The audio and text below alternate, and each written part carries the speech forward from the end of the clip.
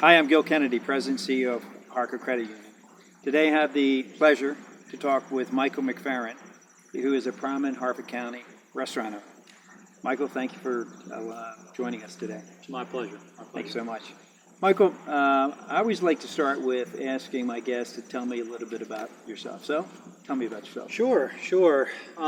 We moved to Harford County from Atlanta back in 2003. My daughters were almost 3 at the time. Now they're almost 20. Very good. And off in college. But I have a couple of restaurants here that I'm sure your listeners are going to be familiar with, Chick-Fil-A. And I do have a company an umbrella company around those restaurants called Three Strands that owns and operates the restaurants. Very small company. I'm the president and managing member. My wife pays the bills, and my daughters, when they're home from college, they work in the business. Very good. Very good. Now, where are those Chick-fil-A stores located? I have one in Abingdon, one in Aberdeen, and one at University of Delaware in the Student Center. Okay. So what drove you to the restaurant business and Chick-fil-A in particular? Yeah. It's funny because I have no restaurant experience at all. Out of college, I joined the military. I was a Navy pilot for 12 years. Got out of the military, wanted to start a family, so I went to work in the business world. And after 3-4 years, just realized, hey, this wasn't for me. I was in the military. I was so used to literally living and dying by my decisions. And then when I got into the business world, my decisions weren't always determinant of my outcome. So I wanted to be in business for myself. Mm-hmm. I figured that's the way to do it. My decisions will directly impact my outcome and my income. And Chick-fil-A, we lived in Atlanta at the time, and Chick-fil-A is the birthplace. Atlanta is the birthplace of Chick-fil-A. And I like the company. I like the moral compass that the company follows. It's closely aligned to mine.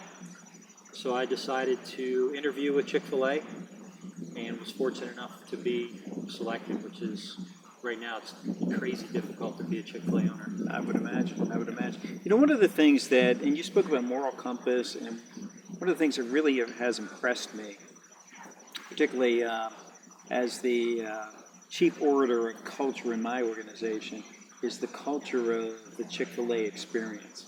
And I think we all have seen that. When you go into a Chick-fil-A restaurant and they thank you, and it's a pleasure. So talk to me about that moral compass and that experience. Is that just store by store, or that's corporately? Well, it's both. I mean, there is a huge piece of the culture that comes out of our corporate office in Atlanta. We call it the support center. But then it comes down to the individual restaurant. So how much of that culture do you want to bring into your restaurant, and how much of that culture is in with you as a person? Bottom line, Chick-fil-A is a company that follows biblical values.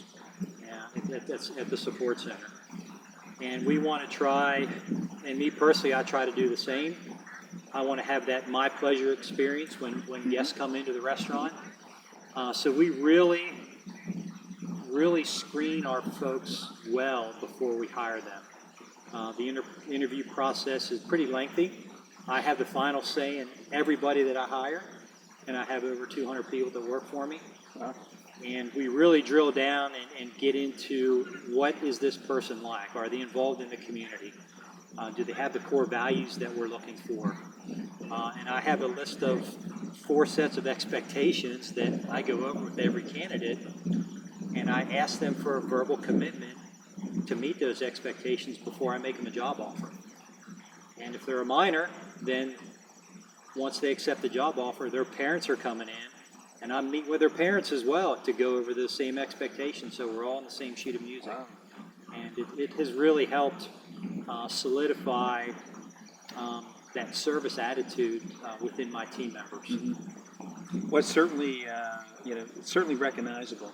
Yeah, and I think in today's world, good customer experience, considering, all the businesses out there, isn't that hard to do? But it's those that do it really well that really shine. And I constantly remind people within my organization about the Chick-fil-A experience. You go there versus going to someplace else, and how people feel about that service, and that's incredible. Well, we want to make sure the value is there. I mean, anybody can copy our chicken sandwich. In fact, a lot of people have tried. But we want to make sure the value is there and the service experience is there, and that's harder to copy because you got to have the right people. No doubt, no doubt. Well, talking about how that service is delivered, come the week of March 16th, the world changed, and I can honestly say, and I've told this to other people, and maybe in these other podcasts, I never thought at my stage of my career that I would ever live through something like this, and it's a hard time, but I've been extremely impressed with organizations that have been able to pivot their models and change the service operationally, but yet maintain the same expectations and experiences. And one of the organizations I think they've done a really good job has been Chick-Fil-A. So with that comment, talk to me a little bit about the model that you had to pivot to. Sure. Well, we've been really fortunate. Probably the last 4 years, we started investing a lot in our drive-through infrastructure, not knowing this was coming down the road in March. The old age, I'd rather be lucky than good. Luck was definitely on our side, and I don't know if it was divine or what it was, but because the money that we have invested in our drive-through infrastructure, the outside order taking, with the iPads, and that's a lot harder than you think it would be because those systems have to communicate to our kitchen, to our bagger, to the credit card company. It all has to be PCI compliant. So that really paid off because we were able to just crank it through in our drive-through. When March came, that's the only thing that was open was our drive-throughs. Our dining rooms were closed. You couldn't even do carry-out. That really saved us. But then we realized that our drive-throughs lines are out to the street, so we got to figure out something else. So then we kind of pivoted to third-party delivery, DoorDash, Uber Eats, and we do a significant amount with them. And the support center was right on board with the whole chain doing that, and they integrated DoorDash's systems in with ours. So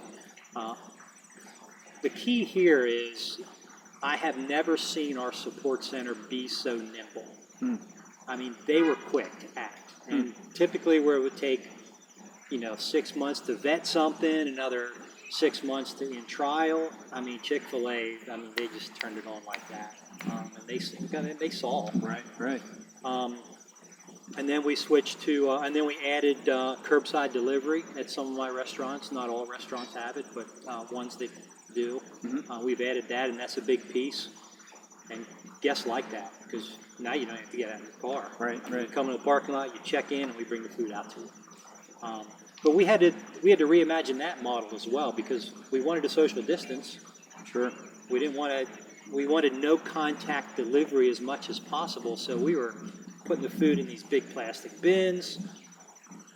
Holding the bins out, and the customers were taking the bags and the drink containers out of the plastic bins. Then we'd go in, sanitize the bins, and start all over again. Wow. So it was fun. It was challenging all at the same time, and I'll tell you, it really stretched my leadership team and really caused them to reimagine the business. And it was really good for them. I saw a lot of professional and leadership growth during that time. And I'm sure all with the experience for the customer in mind, and how do you transition this model, whether it be temporary or permanent, was very, very important. Yeah, we didn't want that to suffer because it very easily could have suffered the guest experience. And again, that's our ace in the hole with Chick-fil-A is the customer service. So now, speaking of temporary or permanent, I can tell you this: I can get in a Chick-fil-A line, I can make an order, and by the time I roll up to the window, I've been given my food and I'm on my way. And to be honest with you, from a timing perspective, there's hardly any wasted time. I'm not waiting. I don't have to wait for my food. So how do you make that thing happen? Yeah, it's well orchestrated. Every step of the way, like from the order takers on the iPad to the person collecting the credit card and the money, to by the time you get to the window where the person is double checking your bag and handing it out the window. All those have to work at the same time. If one is just a little bit slower, then I have a drive-through captain at each restaurant. That drive-through captain is constantly figuring out what's the bottleneck here and what can I do to help that bottleneck. So he or she is constantly moving around in this whole drive-through process, the drive-through captain, and just making it flow. And the order taker's job is to keep the cashier busy. The cashier's job is to keep the window busy. And everybody has a job, and it's gotta be in sync. And if it's not, somebody's fixing it. Wow, that's incredible. Yeah. Do you think this model becomes a little bit more permanent, or? Definitely. Okay. There's no doubt about it. I mean, we've had this model before COVID, but we've just had the opportunity to fine tune it and to make it a lot better during COVID. Right. And the improvements that we made are definitely going to stick because our guests don't want to wait in line. I mean, people go to the drive-through for speed. They don't have time to get out of their car, right? So we want to keep that speed in. Like I say to my team, you got to keep the drive in the drive-through. Yeah. So we're definitely going to keep those improvements in to make the time quick for our guests. That's great. That's great. I know, having been in your stores prior to March, I know there's a lot of indications of how you support the community. So talk to me a little bit about how you and corporate supports the community at large. Sure. Corporate, they have their own support within for their community around the Atlanta area, and they do some stuff nationally. But they really leave it up to the individual restaurants is to how we're going to support our community, because every community is different. And we for the last several years have been focusing on our schools, mostly elementary schools and middle schools, particularly the I think it's called the Title I schools. I think the low income schools. We've been really trying to provide them with food, provide them with resources. To help out the families that are in the school plus the students when they're at school. So that's where we're doing a lot of our investment in our money and our time. Well, that's a tribute to your organization and to you. Well, thanks. Certainly in this period of COVID, a lot of people have been stressed, and I'm sure there have been a lot of folks that needed that kind of support. So I know our community thanks you. I'll tell you, with my staff being so large, I mean, I have almost 100 people at each restaurant. That's a community in and of itself. I bet. And I support them as much as I possibly can. When there's a need, my leadership will tell me, and I'll either fill that need or I'll figure out a way to fill it. Wow. I don't want my team members to go through as much hardship as they need to. That's incredible. I'm sure they really appreciate that as well.